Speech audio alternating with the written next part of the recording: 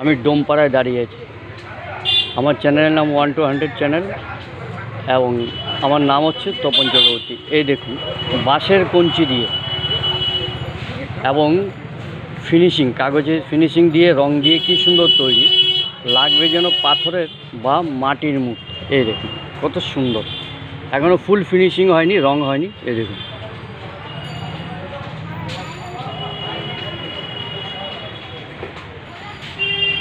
সরু সরু বাঁশের কঞ্চি।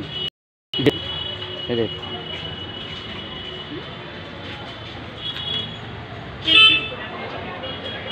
বাঁশের কঞ্চি, কাগজ, এরপরে এর উপর রং হবে, ফিনিশিং, এবং থার্মোকল বসিয়ে বিভিন্ন মালা টালাগুলো তৈরি হয়। এই যে